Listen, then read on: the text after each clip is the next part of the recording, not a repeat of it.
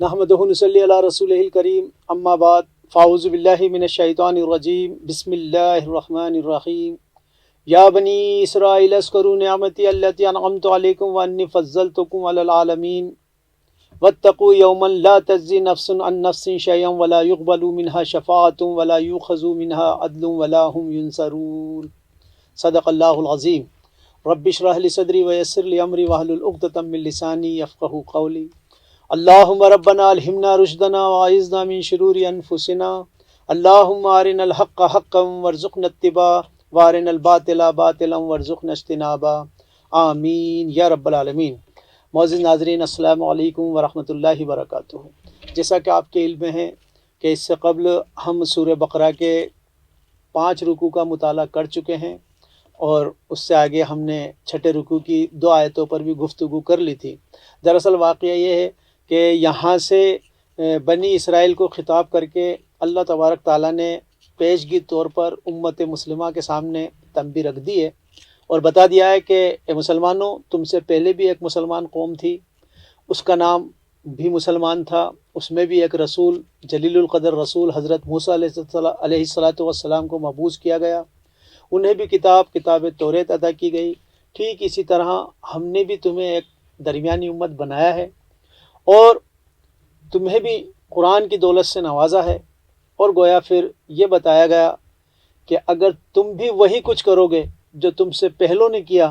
तो अल्लाह तबारक ताला इस पर कादिर है कि वो तुम सबको ले जाए और दूसरों को ले आए जो फिर तुम जैसे ना हो। वो अल्लाह से मोहब्बत करने वाले हों, अल्लाह उनसे मोहब्बत करने वाला हो। बहरहाल यहाँ पर जो बात आ रही है, इससे पहले जो रुकू था यानी 5वां जो रुकू था, वहाँ पर तो बनी इसराइल को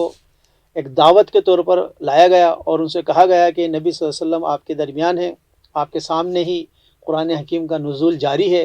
और नबी सल्लल्लाहु अलैहि वसल्लम की दावत और आप सल्लल्लाहु अलैहि वसल्लम के तरबियत याफ्ता लोग आपके साथ सहाबा इकराम रिज़वानुल्लाहि अलैहिम अजमईन मौजूद हैं। तो जो किताबों में तुम्हारी मौजूद थी बात, जो पेशन गोइयाँ तुम्हारी यहाँ लिखी हुई थी, उसका मिस्दाक नबी सल्लल्लाहु अलैहि वसल्लम आ चुके हैं। अब तो तुम्हें इनकी तस्दीक करनी चाहिए। इसके बरक्स तुम पहले काफिर बन रहे हो, आप सल्लल्लाहु अलैहि वसल्लम का पहला इनकार करने वाले बन रहे हो। अल्लाह ताला ने याद दिलाए बनी इसराइल को वह एहसान कि इससे पहले कि हमने तुम्हें तमाम जहान वालों पर फजीलत दी थी, फिर तुम ही वो कौम हो कि जब बिगड़े तो फिर पूरी कहा जा सकता है कि अल्लाह तबारक ताला का गज़ब लेकर लौटे। यहाँ इरशाद होता है, या बनी इसराइल अस्कुरू निअमती अल्लती अनअमतु अलैकुम व अन्नी फ़ज़्ज़लतुकुम अलल आलमीन। ए बनी इसराइल, मेरी नेमतों को याद करो जो मैंने तुम पर अता की और मैंने तुमको जहान के लोगों पर फजीलत बख्शी। वत्तक़ू यौमन ला तज़्ज़ी नफ्सुन अन नफ्सिन शैअ वला युक़बलु मिन्हा शफ़ाअतुन वला युख़ज़ु मिन्हा अदलुन वला हुम युनसरून। और डरो उस दिन से, बचो उस दिन से कि कोई शख्स किसी शख्स के ज़रा भी काम ना आएगा और सिफारिश भी कबूल न की जाएगी, न किसी को जुर्म के बराबर में फ़िदिया लेकर छोड़ा जाएगा और ना उनका कोई मददगार ही मिलेगा। तो ये जैसा कि बता दिया गया था कि कुछ आयतें ऐसी आ जाती हैं जो ज़मान और मकान से उनका कोई ताल्लुक़ नहीं होता, बल्कि वो अबदी हक़ाइक़ होते हैं, यूनिवर्सल ट्रूथ होते हैं और वो बात हमेशा सादिक़ आ जाती है अगर ऐसा किया जाए। तो उस आयतों में आदमी अपना अक्स देख सकता है कि यहाँ पर ये बताया गया कि उस दिन से बचो कि जिस दिन कोई जान किसी जान के काम नहीं आएगी। गोया कि आपके हमारे अमल ही चलेंगे, लिहाजा उस दिन ना ही सिफारिश कबूल की जाएगी किसी की। यहाँ एक बात समझ लीजिए कि सिफारिश हक़्क़ा का इनकार नहीं है। सिफारिश होगी लेकिन हक़ पर मबनी होगी, सिफारिश होगी लेकिन अदल पर मबनी होगी। ऐसा नहीं हो सकता कि नबी सल्लल्लाहु अलैहि वसल्लम फरमाए कि बारी ताला तू नहीं जानता, मैं जानता हूँ कि बंदा सही है, इसे जाने दे। शफ़ाअत हक़्क़ा का इनकार नहीं है, वो हक़ पर मबनी होगी। अगर वहाँ पर अदल इंसाफ कायम ना हो तो फिर कहाँ होगा। वाक़या यह है कि अगर दुनिया में किसी चोर ने किसी का बटवा मार लिया और फिर उससे उसका कभी सामना भी नहीं है और जजमेंट डे पर भी उससे उसकी मुलाकात नहीं है, तो वो चोर तो दुनिया में भी फ़ायदे में रहा और आखिरत में भी फ़ायदे में रहा। तो सिफारिश बेसिकली ग्रेस को कहते हैं, टेक को कहते हैं। तो ग्रेस उसी की लगती है जो कुछ ना कुछ नंबर लाया हो। अगर मामला 10-20 नंबर का है तो उस पर ग्रेस नहीं लगती है। 30 नंबर लाएं तो 3 नंबर की ग्रेस भी लग जाया करती है। ये तो दुनिया का भी कायदा है। तो शफात होगी لیکن اللہ کے حکم سے ہوگی۔ اللہ تبارک تعالیٰ نبی صلی اللہ علیہ وسلم سے یا ولی اللہ سے یا کسی سے بھی کہیں گے کہ آپ ان کی سفارش کیجئے، میں سفارش قبول کروں گا، تو وہ سفارش قبول کی جائے گی، چاہے وہ انبیاء اکرام کریں یا کوئی اور کرے۔ لیکن ایسا نہیں ہو سکتا کہ وہاں پر عدل نہ ہو، انصاف نہ ہو۔ تو فرمایا ولا یقبل منها شفاعۃ، اس دن کسی کی سفارش نہیں چلے گی، ولا یؤخذ منها عدل ولا هم ينصرون، اور نہ ہی ان کو کی فدیے کے بدل چھوڑا جائے گا اور نہ ہی وہ اپنا مددگار پائیں گے۔ اب یہاں سے بنی اسرائیل کے کچھ تاریخی واقعات کی طرف ذکر ہے، ان کی طرف اشارہ ہے۔ اب یہ جو تاریخی واقعات آتے ہیں قرآن حکیم میں، یہ ترتیب کے ساتھ نہیں ہوتے ہیں۔ ایسا نہیں ہوتا ہے کہ یہ واقعہ اگر ہم پڑھ رہے ہیں تو یہ واقعہ ہوا، پھر دوبارہ کوئی واقعہ آ گیا تو اب یہ واقعہ اس کے بعد ہوا ہوگا۔ اس کے اندر اچھی خاصی سیاق و سباق سے اندازہ لگانا ہوتا ہے کہ یہ واقعہ پہلے ہو چکا ہے یا بعد میں ہوا ہے، وہی سب چیز ہے۔ یہاں فرمایا گیا وَإِذْ نَجَّيْنَاكُم مِّنْ آلِ فِرْعَوْنَ يَسُومُونَكُمْ سُوءَ الْعَذَابِ يَذْبَحُونَ أَبْنَاءَكُمْ وَيَسْتَحْيُونَ نِسَاءَكُمْ وَفِي ذَلِكُمْ بَلَاءٌ مِّن رَّبِّكُمْ عَظِيمٌ۔ اور اے بنی اسرائیل، جب ہم نے فرعون کے لوگوں سے تم کو نجات دی جو تم کو سخت عذاب دیتے تھے، تمہارے لڑکوں کو ذبح کرتے تھے اور تمہاری لڑکیوں کو زندہ چھوڑ دیتے، وَيَسْتَحْيُونَ نِسَاءَكُمْ، اور تمہاری لڑکیوں کو زندہ چھوڑتے تھے، وَفِي ذَلِكُمْ بَلَاءٌ مِّن رَّبِّكُمْ عَظِيمٌ، اور اس حالت میں تمہاری رب کی طرف سے یہ تو بہت بڑا امتحان تھا، بہت بڑی ابتلا تھی۔ یہاں پر فرعون کا بتایا جا رہا ہے کہ فرعون جو بنی اسرائیل پر ظلم کیا کرتا تھا، اور وہ پورا واقعات اس طرح بھی ملتے ہیں کہ کس طرح اس نے بنی اسرائیل کے لڑکوں کو قتل کیا، اور لڑکوں کو قتل کرنے کے ضمن میں پوری اس نے اپنے سوسائٹی میں یہ اعلان کرا دیا تھا کہ بنی اسرائیل میں کوئی بھی اگر لڑکا پیدا ہو تو اس کو خبر دی جائے، حتیٰ کہ اس نے ایسا نظام بنا دیا تھا کہ کوئی بنی اسرائیل میں خاتون حاملہ بھی ہوتی تھی تو ان کے کارندوں کو پتہ ہو جاتا تھا، کہ جیسے کہ آج آپ جانتے ہیں کہ ایک حاملہ عورت کا پہلے مہینے سے ہی علاج شروع ہو جاتا ہے۔ یہ اور بات ہے کہ 9ویں مہینے تک آتے آتے بھی وہ کمزوری رہتی ہے۔ ہم یہ دیکھ رہے ہیں کہ اس کے ہر مہینے اس کو پتہ رہتا تھا ان کے کارندوں کو، اور یہاں تک کہ جب ان کے ہاں ڈیلیوری ہوتی تھی یا ان کے ہاں جب زدقی کا دن آتا تھا تو وہ کارندے وہاں پہنچ جایا کرتے تھے اور باقاعدہ وہ مطالبہ کرتے تھے کہ کیا ہوا ہے، لڑکا ہوئی ہے یا لڑکی ہوئی ہے۔ اگر لڑکا ہوا ہوتا تو اس کو وہ وہیں ذبح کر دیتے تھے۔ یہاں پر اسی تاریخ کا ایک یہ بہت بڑا امتحان واقعہ یہ ہے کہ کسی ماں باپ کے سامنے اس کی پیدا ہوئی اولاد کو قتل کر دیا جائے، کیونکہ ماں 9 مہینے تک پیٹ میں اس جنین کو پالتی ہے، اس سے ایک والہانہ اس کو محبت ہو جاتی ہے۔ وہ تمام بندوں سے، تمام انسانوں سے بڑھ کر اس کی محبت ہوتی ہے ماں کی اپنے بیٹے کے لیے، اور جب وہ ایک کہا جائے کہ ایک نئی زندگی اس کو ملتی ہے، اس وقت وہ اپنے بچے کو پیدا کر رہی ہوتی ہے تب، اور اس کے بعد جب پتہ ہوتا ہے کہ یہ لڑکا ہے تو پھر اس کے مقدر موت لکھ دیا گیا ہے۔ یہ فرعون نے وہاں پر یہ قانون بنا رکھا تھا۔ حالانکہ پھر اس قانون میں ترمیم ہوئی۔ اس قانون میں بتایا جاتا ہے کہ ترمیم اس طرح ہوئی کہ بنی اسرائیل کے جب یہ کر رہے تھے، آپ کے علم ہے کہ فرعون نے ان کو بنی اسرائیل کو اپنے یہاں غلام بنا کر رکھا ہوا تھا، ان سے وہ پیرامڈ بنوانا، سڑکیں بنوانا اور یہ سارے سب کام کیا کرتے تھے۔ صرف کھانے پینے پر ان کو یہ کام کرنا ہوتا تھا، سیلری وغیرہ نہیں تھی کیونکہ غلام قوم تھی۔ لہٰذا جب ان کا کیبنٹ بیٹھی تو کیبنٹ میں فرعون سے ان کے درباریوں نے کہا کہ آقا وہ اپنے آپ کو کہتا تھا نا ربکم الاعلیٰ، اس کا نعرہ یہی تھا کہ میں ہوں سب سے بڑا رب، میں تمہیں پالنے والا نہیں ہوں۔ اس طرح بھی اس نے بات کی تھی کہ بنی اسرائیل کی قوم میری غلام نہیں ہے۔ تو یہاں پر اس کے درباریوں نے فرعون سے کہا کہ آقا اس طرح اگر ہم ان کے لڑکوں کو مارتے رہے تو پھر یہ ہماری عمارتیں کون بنائے گا، یہ ہمارے پیرامڈ کون بنائے گا بڑے بڑے، کیونکہ موتیں ہوتی پیرامڈ ان کے یہاں بنتے تھے، اور یہ ہماری سڑکیں کون صاف کرے گا اس طرح۔ تو پھر کیبنٹ میں یہ فیصلہ ہوا کہ 1 مہینے مارا کریں گے اور 1 مہینے چھوڑا کریں گے۔ تو حضرت ہارون جو ہے موسیٰ علیہ السلام کے بھائی، وہ اس مہینے میں پیدا ہوئے کہ جس مہینے میں بنی اسرائیل کے بچوں کو نہیں مارا جاتا تھا، اس لیے آپ بچ بھی گئے۔ اور موسیٰ علیہ السلام اس مہینے میں پیدا ہوئے کہ جس مہینے میں بنی اسرائیل کے لڑکوں کو مارا جاتا تھا۔ یہ الگ واقعہ ہے جو آگے صورتوں میں مل جائے گا کہ کس طرح پھر اللہ تبارک تعالیٰ نے موسیٰ علیہ السلام کو اپنی تدبیر سے بچایا اور پھر ان کے محل میں ہی ان کو پلوایا۔ وہ بات اپنے مقام پر آ جائے گی۔ یہاں پر یہ بات بتایا گیا کہ وَإِذْ نَجَّيْنَاكُم مِّنْ آلِ فِرْعَوْنَ يَسُومُونَكُمْ سُوءَ الْعَذَابِ، کہ اور ہم نے تمہیں نجات دی، بنی اسرائیل سے کہا جا رہا ہے کہ آل فرعون سے، یسومونکم سوء العذاب، جو تمہیں بہت سخت عذاب دیا کرتے تھے، یذبحون ابناءکم ویستحیون نساءکم، اور وہ ذبح کرتے تھے تمہارے بچوں کو، بیٹوں کو، وَيَسْتَحْيُونَ نِسَاءَكُمْ اور عورتوں کو اور بچیوں کو چھوڑ دیا کرتے تھے۔ وَفِي ذَلِكُمْ بَلَاءٌ مِّن رَبِّكُمْ عَظِيمٌ اور واقعہ یہ ہے کہ یہ تو بہت بڑی ابتلا اور بہت بڑی آزمائش تھی۔ وَإِذْ فَرَقْنَا بِكُمُ الْبَحْرَ فَأَنجَيْنَاكُمْ وَأَغْرَقْنَا آلَ فِرْعَوْنَ وَأَنْتُمْ تَنظُرُونَ۔ اب دیکھیے دوسری آیت میں سیاق و سباق بالکل بدل گیا، واقعہ فرعون کا ہی ہے، واقعہ موسیٰ علیہ السلام کا ہی ہے، بنی اسرائیل کا ہی ہے، لیکن اس میں زبان میں بہت فرق آ چکا ہے۔ وَإِذْ فَرَقْنَا بِكُمُ الْبَحْرَ فَأَنجَيْنَاكُمْ وَأَغْرَقْنَا آلَ فِرْعَوْنَ وَأَنْتُمْ تَنظُرُونَ اور بھولو مت اس احسان کو کہ ہم نے سمندر کو پھاڑ کر تم کو بچا لیا اور ڈبو دیا فرعون والوں کو، اور یہ منظر تم نے خود دیکھا۔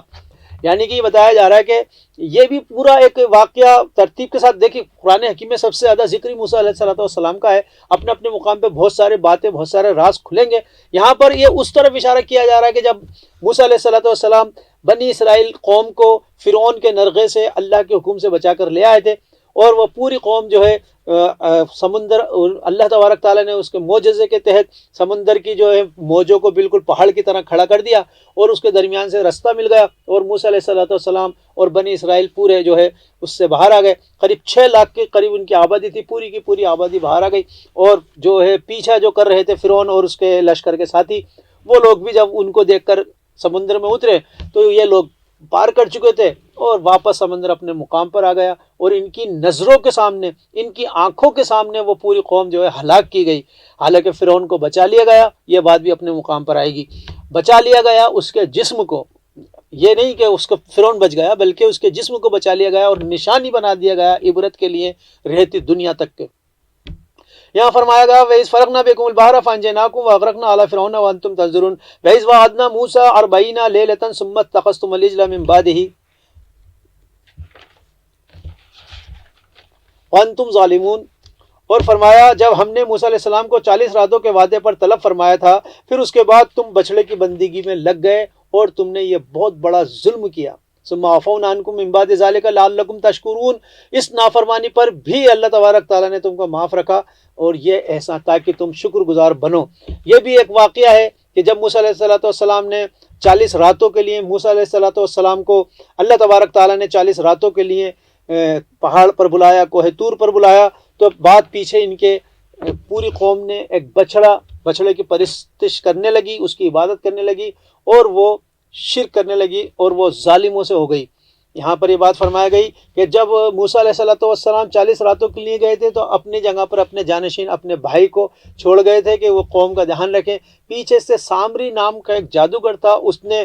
پوری قوم کا سونا لیا، اور سونے سے گلا کر اس کو اس طرح سے بچڑا بنایا گائے کا کہ اس میں سے کوئی ہوا اس طرح نکلتی تھی کہ وہ ایک ساؤنڈ کرتی تھی، ایک آواز کرتی تھی۔ تو پھر اس نے کہا کہ دیکھو پتہ نہیں موسیٰ کہاں گئے، اصل جو ہے تمہارا معبود تو یہاں پر ہے۔ تو وہ لوگ اس قوم میں سے، بنی اسرائیل میں سے بہت سے لوگ جو ہے اس طرف چلے گئے، اور انہوں نے شرک کیا۔ وَأَنْتُمْ ظَالِمُونَ اور تم نے ظلم کیا۔ اور ظلم کیا ہے؟ ان الشرک لظلم عظیم، شرک سب سے بڑا ظلم ہے۔ تو یہ شرک کیا، ثم عفونا عنکم، بعد اس کے پھر اللہ تبارک تعالیٰ نے تمہیں معاف کر دیا، من بعد ذالک لعلکم تشکرون، تاکہ تم شکر گزار بن جاؤ۔ وَإِذْ آتَيْنَا مُوسَى الْكِتَابَ وَالْفُرْقَانَ لَعَلَّكُمْ تَهْتَدُونَ اور موسیٰ کو ہم نے کتاب دی اور فرقان عطا فرمایا کہ سیدھے راہ پر تم چل سکو۔ وَإِذْ قَالَ مُوسَىٰ لِقَوْمِهِ يَا قَوْمِ إِنَّكُمْ ظَلَمْتُمْ أَنفُسَكُمْ بِاتِّخَاذِكُمُ الْعِجْلَ فَتُوبُوا إِلَىٰ بَارِئِكُمْ فَاقْتُلُوا أَنفُسَكُمْ ذَلِكُمْ خَيْرٌ لَكُمْ عِندَ بَارِئِكُمْ فَتَابَ عَلَيْكُمْ إِنَّهُ هُوَ التَّوَّابُ الرَّحِيمُ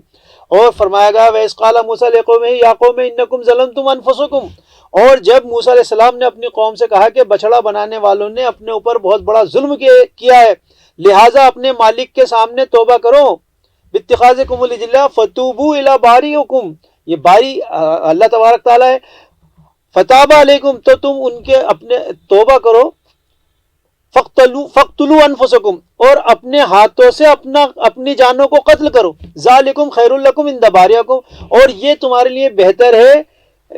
اللہ کی طرف سے فتاب علیکم کہ اللہ تبارک تعالیٰ آپ کی توبہ قبول کر لے، انہ هو التواب الرحیم اور بے شک وہی توبہ کا قبول کرنے والا ہے اور مہربان ہے۔ یہاں پر وہ جو انہوں نے جو جرم کیا 40 راتوں میں جب بلایا گیا پیچھے سے بچڑے کی پوجا اور پرستش یہ کرنے لگے، تو اللہ تبارک تعالیٰ نے ان سے کہا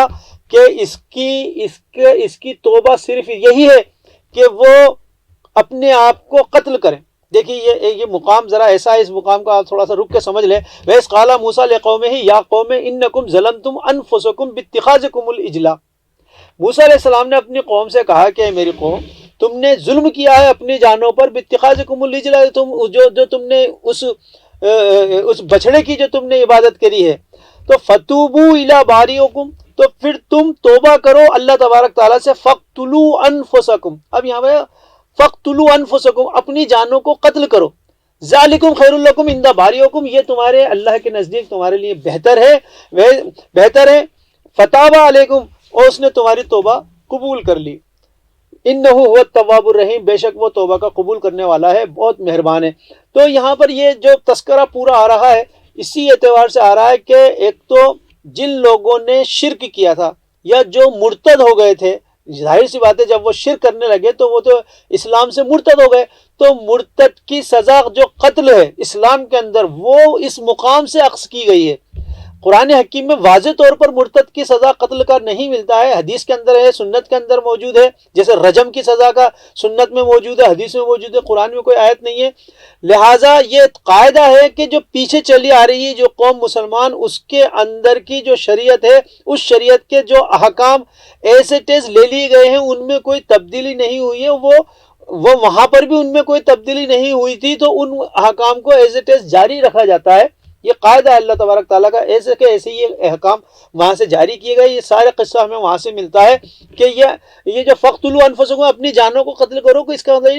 کا مطلب یہ ہے کہ جو قبیلے، یہ پورے 12 قبیلے تھے اور پورے 60 لاکھ کی 6 لاکھ کی آبادی تھی. جب انہوں نے جرم کیا اور ایک اچھی بڑی تعداد، مطلب اچھی تعداد نے جرم کیا، غالباً 15 لاکھ کے لگ بھگ، 15,000 کے لگ بھگ آتا ہے کہ شاید اتنے، یا 70,000 کے قریب ہے، شاید 70,000 جو تھے یہودی، وہ بنی اسرائیلی، انہوں نے اس جرم کو کیا کہ وہ مرتد ہو گئے. تو اللہ تبارک تعالیٰ نے کہا یہ بہت بڑا ظلم ہے، لہٰذا اس کی سزا یہ ہے کہ تم اپنی جانوں کو خود قتل کرو. یعنی کہ جس قبیلے والے مرتد ہوئے ہیں انہی کا قبیلے والے انہی کو قتل کریں گے. تورات سے یہ ذکر پورا وہاں مل جاتا ہے کہ پھر ان کے قبیلوں والوں نے ان کو اپنی ہاتھوں سے مارا، کیونکہ قبیلائی عصبیت بھی ایسی ہوتی کہ ایک قبیلہ دوسرے قبیلے پر ہاتھ اٹھا لے تو وہ تو دشمنی ہو جاتی. تو یہاں یہ وہ فقتلوا انفسکم، خود اپنے قبیلے والے ہی گویا کہ ان کو قتل کریں گے. ذالکم خیر لکم عند باریکم، حالانکہ دکھ تو یہ رہا لیکن یہ بہتر ہے، کیونکہ یہ پرج ہوتا ہے، یہ آئیڈیولوجی سے، یہ نظریے سے جب ہٹ گئے تو پھر ان کو ہٹا دیا جاتا ہے، ان کو قتل کر دیا جاتا ہے، ان کو نکالا جاتا ہے. یہ بالکل آپ دیکھیں کوئی انقلابی جماعت ہے یا کوئی کسی نظریے کو فالو کرنے والی جماعت ہے، اس جماعت میں کچھ 2 5 10 سال 20 سال بعد فرق آ جاتا ہے، اس کے رفقا میں فرق آ جاتا ہے، اس کی آئیڈیولوجی دھندلا جاتی ہے، لوگ اس کے اندر لیزی ہو جاتے ہیں اور سلیپنگ ممبرز کی طرح اس کے اندر ہو جاتے ہیں. تو پھر وہ جماعت جو ہے یہ کام کیا کرتی ہے کہ وہ ان کو نکالتی ہے. جو لوگ ان کے کہنے پر نہیں چل رہے ہیں، اطاعت گزار نہیں ہیں، مقصد سے بھٹک گئے ہیں، یا 2 ناؤں میں سوار ہیں، یا دور جا پڑے ہیں مقصد سے، تو ان لوگوں کو ہٹایا جاتا ہے، کیونکہ نہیں تو مقصد متاثر ہو جائے گا. یہاں پر بھی یہی تھا کہ جو توحید جو مقصد تھا وہ متاثر ہو گیا جب لوگوں نے شرک کر لیا، وہ مرتد ہو گئے. تو پھر اس جماعت کو پاک کرنے کے لیے ان کو بالکل ہٹایا گیا اور سزا کے طور پر یہ کہا گیا کہ وہ خود اپنے آپ کو قتل کریں گے، یعنی ان کے قبیلے والے خود ان کو قتل کریں گے، یہی بہتر ہے. فتاب علیکم، تو پھر اللہ تبارک تعالیٰ نے ان کی اس توبہ کو قبول کر لیا. انہوں نے قتل کیا اور اللہ تعالیٰ نے ان کی توبہ کو قبول کیا. انہ هو التواب الرحیم، بے شک اللہ تبارک تعالیٰ بہت توبہ کا قبول کرنے والا ہے اور رحم دل ہے، مہربان ہے. وَإِذْ قُلْتُمْ يَا مُوسَىٰ لَن نُّؤْمِنَ لَكَ حَتَّىٰ نَرَى اللَّهَ جَهْرَةً فَأَخَذَتْكُمُ الصَّاعِقَةُ وَأَنتُمْ تَنظُرُونَ، اور جب تم نے کہا کہ اے موسیٰ ہم تمہارے کہنے کا یقین نہیں کریں گے جب تک کہ اللہ کو سامنے نہ دیکھ لیں گے، بس تم پر وہی بجلی کا کڑکا ٹوٹ پڑا اور یہ منظر بھی تم نے دیکھا. گویا کہ یہاں پر موسیٰ علیہ السلام سے ان کی قوم کہہ رہی ہے کہ ہم تو پتہ نہیں تم کہاں گئے تھے، کہاں سے یہ کتاب لے آئے ہو اور کہتے ہو کہ اللہ نے مجھ سے بات کی ہے اور میں جو ہے کہ وہاں سے کتاب لے کر آ رہا ہوں، تو یہ ہم نہیں مانیں گے جب تک عیاناً ہم ان کو دیکھ نہیں لیں گے اللہ تعالیٰ کو. تو انہوں نے کہا کہ ہم جب تک ایمان نہیں لائیں گے حتیٰ نر اللہ جہرتاً فاقذتکم الصاعقۃ وانتم تنظرون، تو ٹھیک اسی وقت ایک کڑک آئی، ایک بجلی آئی اور تمہارے سامنے کے سامنے یہ کام ہوا کہ وہ لوگ بے ہوش ہو گئے یا وہ موت آ گئی ان کے اوپر. ثم بعثناکم من بعد موتکم لعلکم تشکرون، یہاں پر لفظ آ گیا موت، اور تم جب بے جان ہو کر گر چکے تھے اس کے بعد بھی ہم نے تم کو زندہ کر دیا تاکہ تم شکر ادا کرو۔ تو یہ موت تھی، وہ جو کڑک آئی، اس کڑک سے سارے کے سارے جو ہے جن لوگوں نے یہ بات اعتراض کیا تھا ان ساروں کی روح قبض کر لی گئی، ان کو موت آ گئی۔ لیکن اللہ بعثناکم، پھر دوبارہ اٹھا دیا گیا۔ اللہ تعالیٰ کے لیے کوئی مشکل نہیں ہے، بعث بعد الموت، جب آخرت میں بھی ہوگا تو دنیا میں بھی اس طرح کی باتیں ہو جایا کرتی ہیں، جیسے کہ اصحاب کہف کو لمبی نیند سلا دیا گیا، اور بھی کئی واقعے ہمیں ملتے ہیں۔ ثم بعثناکم من بعد موتکم، یہاں پر موتی لفظ آیا ہے لعلکم تشکرون، بعد مرنے کے پھر تمہیں اٹھا دیا، لعلکم تشکرون، تاکہ تم شکر کرو یا احسان کرو، احسان مانو۔ وَظَلَّلْنَا عَلَيْكُمُ الْغَمَامَ وَأَنزَلْنَا عَلَيْكُمُ الْمَنَّ وَالسَّلْوَىٰ، اور ہم نے تم پر بدلی کا سایہ کر دیا اور من اور سلوہ کھانے کے لیے اتارے، کھاؤ پاکیزہ چیزیں، کلو من طیبات ما رزقناکم، پھر جو کچھ ہم نے دیا اس میں سے، وما ظلمونا ولکن کانوا انفسہم یظلمون، اور ہمارا تو تم کچھ نقصان نہیں کر سکتے تھے، لیکن یہ کہ انہوں نے اپنا ہی نقصان کر لیا اور انہوں نے اپنی جانوں پر ظلم کیا۔ یہاں پر اب یہ ایک اور بات آ رہی ہے کہ یہ پورے واقعے جو چل رہے ہیں یہ پورا اتہاس کے کچھ ایسے واقعات ہیں جس کے ذریعے سے لوگ عبرت لے سکتے ہیں، یعنی یہ امت مسلمان امت اس سے عبرت حاصل کر سکتی ہے کہ کس طرح ان کے اوپر اللہ تبارک تعالیٰ نے انعام کیے، کس طرح ان کے ساتھ معجزے کیے گئے، اور کس طرح ان کے سامنے پہاڑ کو پورا پہاڑ کھڑا ہو گیا، کس طرح سب کو مار دیا، دوبارہ زندہ کر دیا، کس طرح ان کے سامنے پوری قوم ڈبو دی گئی، پورا سمندر کو کھڑا کر دیا گیا۔ اب یہ سب جو ہیں، یہ سب جو بہت بڑے بڑے جسے ہم کہہ سکتے ہیں معجزے ہیں جو ان کی آنکھوں کے سامنے ہو رہے ہیں، لیکن قوم وہ ہے جو فاسق، پوری کفر اور شرک میں مبتلا ہونے کے بعد فسق فجور کے اندر جا پڑی ہے، اور یہ کہہ رہی ہے کہ اس کے پیچھے بھی ایک واقعہ ہے کہ جب اللہ تبارک تعالیٰ نے پورا ان کو کوہ سینا پار کرا دیا، اس کے بعد ان سے کہا کہ یہ جو فلسطین کی زمین ہے ارض مقدس، اس پہ اتر جاؤ، ہم تمہیں ابھی زمین کا چارج دے دیں گے، وہاں پر جو قوم ہے اس سے جہاد کرو، لڑو، اس کو ہٹاؤ، اور تمہیں وہ زمین کا چارج مل جائے گا۔ لکھ دیا ہے، اللہ تعالیٰ کہہ رہا ہے لکھ دیے، تمہارے لیے فتح لازماً ہو کر رہے گی۔ پوری قوم نے کوڑا جواب دے دیا کہ موسیٰ تم اور تمہارا خدا جائے، ہم نہیں جائیں گے۔ اور پھر اللہ تبارک تعالیٰ نے اس کے بعد ان کے اوپر 40 سال کے لیے اس زمین کو جو ہے حرام کر دیا، وہیں جنگل میں پھرتے رہتے تھے، لیکن اس میں زمین کے اندر داخل نہیں ہو سکتے تھے، در حالانکہ اللہ تبارک تعالیٰ نے اس درمیان بھی آپ کے ان کی پوری قوم کے اوپر جو ہے ایک بدلی کا سایہ رہا کرتا تھا، جو ان کے اوپر چھایا کرتا تھا، من اور سلوہ ان کی نظروں کے سامنے روزانہ رزق اترا کرتا تھا۔ پھر آگے بات آ جائے گی کہ اس رزق کی بھی انہوں نے ناقدری کی۔ یہاں پر یہی بات اسی طرف اشارہ ہے کہ یاد کرو اس دن کو کہ جب تمہارے اوپر بدلی کا سایہ کنٹینیو رہتا تھا اور تمہارے لیے اللہ تبارک تعالیٰ من اور سلوہ نازل کرتا تھا۔ من یہ ایک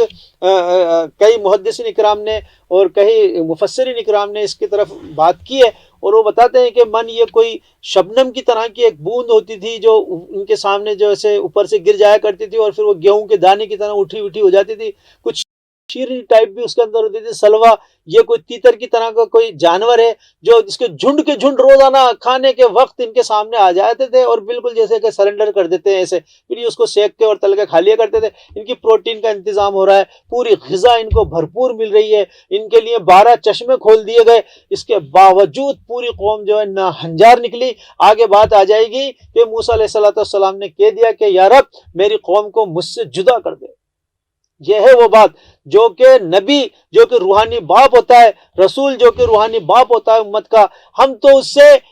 اس سے شفاعت کی امید لیے بیٹھے ہیں، اور پھر اگر قوم کھری نہیں اترتی ہے تو رسول خود بیزار ہو کر جواب دیتے ہیں۔ اور یہ بات آگے آ جائے گی کہ موسیٰ علیہ السلام نے کہا کہ کیوں تم مجھے ایذا پہنچاتے ہو،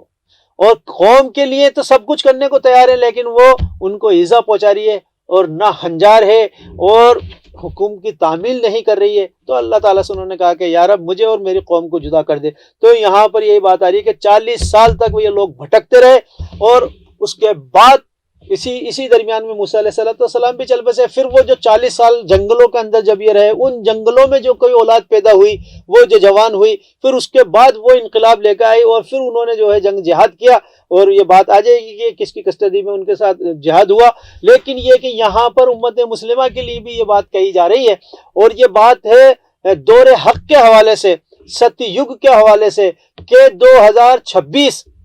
میں مہلت عمر ختم ہو رہی ہے امت مسلمہ کی، یہ پورا ایک مضمون علامہ سید عبداللہ طارق صاحب کا ایک لیکچر اگر اب بھی نہ جاگے تو وہاں دیکھا جا سکتا ہے کہ کیا دلائل ہیں اور کیا صدقات ہیں کہ کس طرح سے 2026 کے اندر ایک معاملہ ہوا چاہتا ہے اور ستیوگ آ رہا ہے، دور حق آ رہا ہے۔ اگر کے ساتھ اگر آپ نے ذمہ داری کو ادا کر دیا تو یہ کام 2026 میں ہو جائے گا، اور ذمہ داری صرف یہی ہے کہ اللہ کے دین کی دعوت کو لے کر اٹھنا ہے اور چھا جانا ہے، ہر ایک پہ اتمام حجت کرنا ہے۔ کل یہ قوم، کل کوئی یہ نہ کہہ سکے کہ باری تعالیٰ یہ تھے تیرے دین کے کسٹوڈین، تو نے بنایا تھا ان کو دین کا امام، دیا تھا تو نے ان کو قرآن، انہوں نے خود نہیں پڑھا، ہمیں کیا سمجھاتے؟ یا پھر یہ نہ کہہ سکیں کہ باری تعالیٰ یہ لوگ خزانے کے سانپ بن کر بیٹھے رہے، نہ خود سمجھتے تھے، نہ ہمیں سمجھنے دیا، نہ ہمیں سمجھایا، تو گویا کہ یہ تو ہماری بہت بڑی پکڑ ہو جائے گی۔ اگر ہم اس کام کو کر لیتے ہیں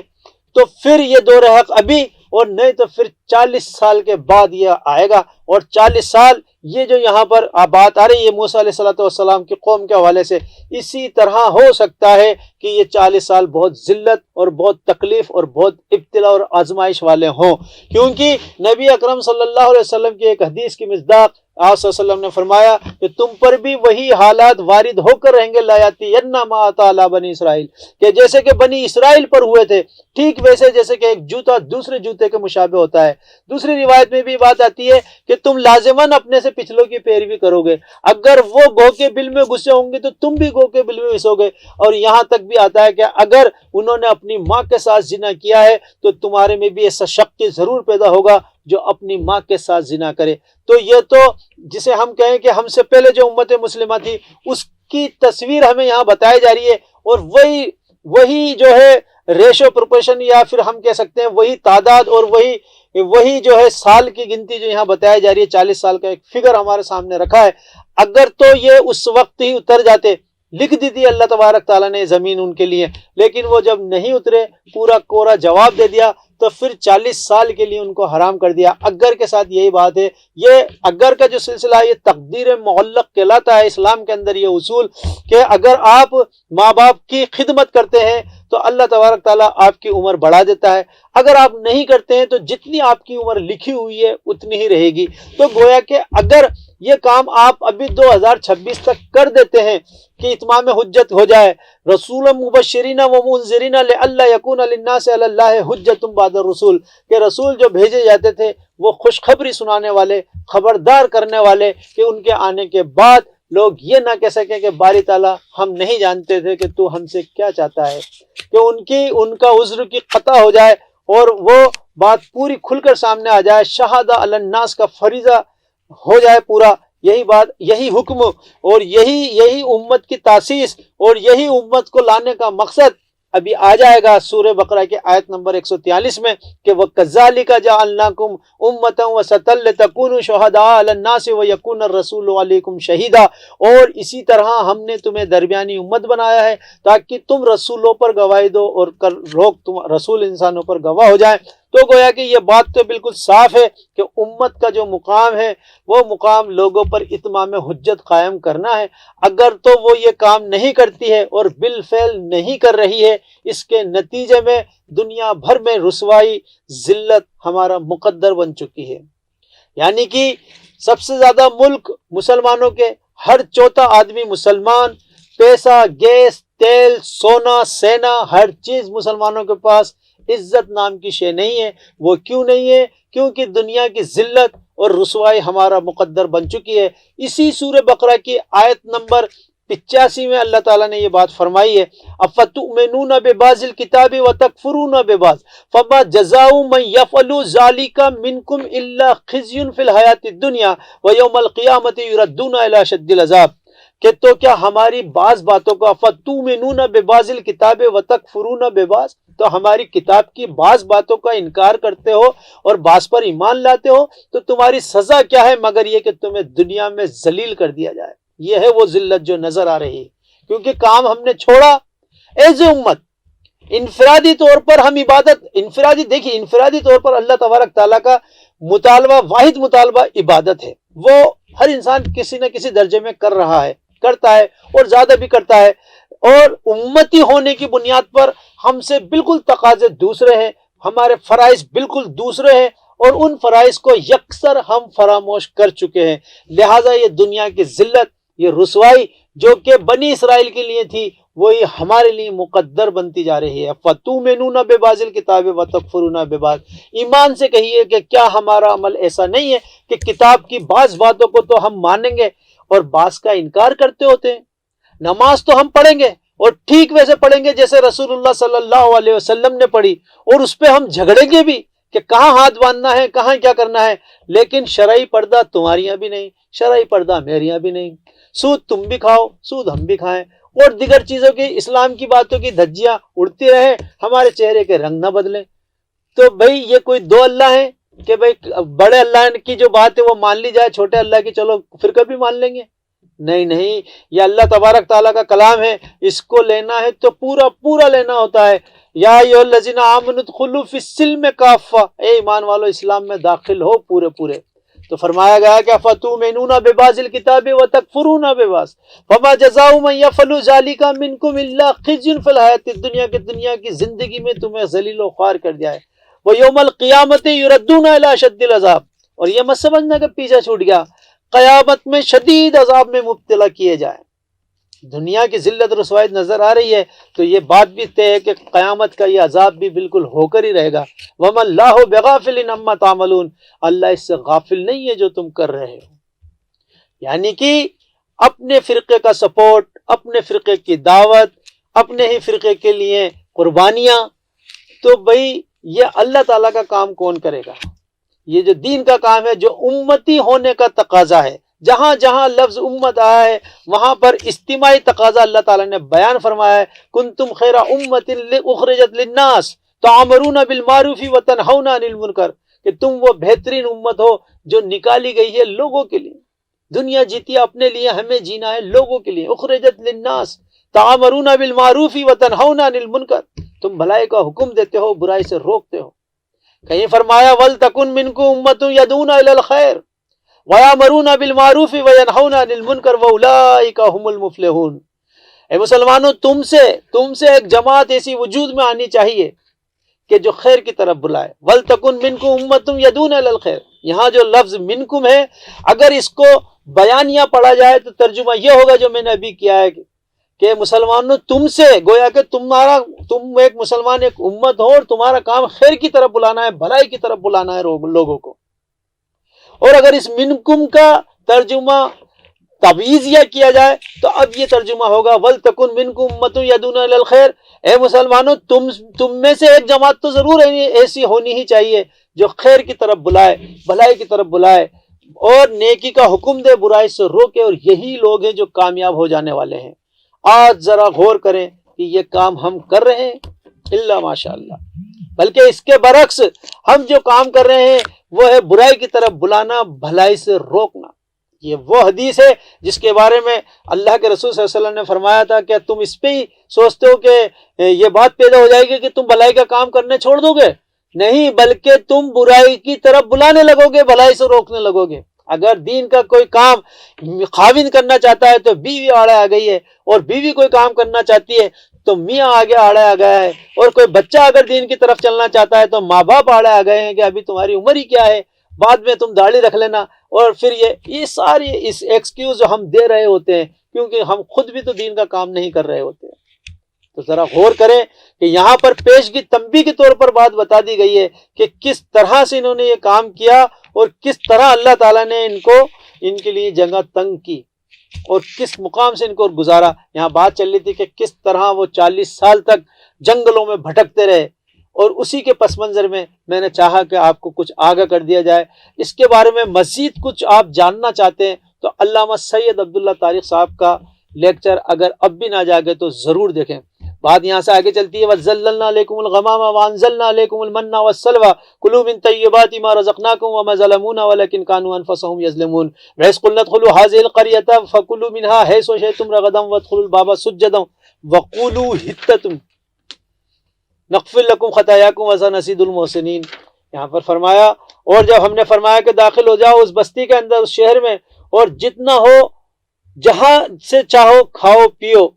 اور سجدے کرتے ہوئے شہر میں داخل ہونا اور کہتے رہنا گناہوں سے توبہ، گناہوں سے توبہ، وَسَنَزِيدُ الْمُحْسِنِينَ، اور ہم تمہاری تقصیریں معاف کر دیں گے اور نیکی پر قائم رہنے والوں کے لیے اور بھی زیادہ دیں گے، یعنی محسنین کو اور بھی مزید نواز دیں گے۔ یہاں پر یہ بات آ رہی ہے کہ جب حکم ہوا ان کو کہ اس بستی کے اندر، اس شہر کے اندر اتر جاؤ اور یہاں سے جو چاہو فراغت سے تم کھاؤ پیو، لیکن داخل ہونا سجدہ کرتے ہوئے۔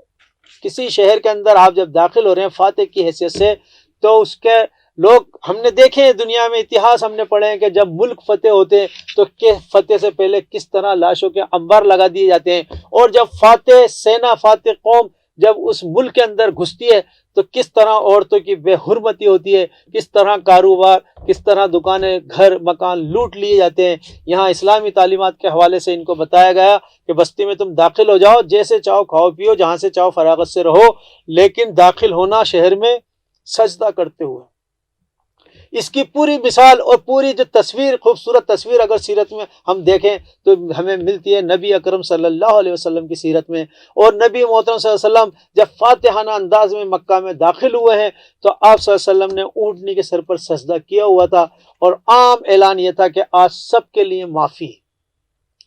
آج سب کے لیے معافی ہے، اور جو اپنے گھر بند کر لیں، دروازے بند کر لیں، ان کے لیے بھی معافی ہے۔ فَبَدَّلَ الَّذِينَ ظَلَمُوا قَوْلًا غَيْرَ الَّذِي قِيلَ لَهُمْ فَأَنزَلْنَا عَلَى الَّذِينَ ظَلَمُوا رِجْزًا مِّنَ السَّمَاءِ بِمَا كَانُوا يَفْسُقُونَ، اور پھر بدل ڈالے ان ظالموں نے اس کے سوا اور بات جو ان سے چاہی گئی تھی، اور ایسے ناانصافوں کو ہم نے آسمان سے بہت سے سخت عذاب اتار دیے، اور سب ان کے لیے حکم تھا بسبب اس کے کہ وہ فاسق ہو گئے تھے۔ تو پوری بات جو آ رہی ہے بنی اسرائیل کی تاریخ کے ارد گرد گھوم رہی ہے۔ یہاں پر ہمارے 6 رکوع مکمل ہو گئے ہیں، زندگی رہی تو اگلے رکوع کا مطالعہ ہم اگلے دن کریں گے۔ جب تک کے لیے اجازت، السلام علیکم ورحمۃ اللہ وبرکاتہ۔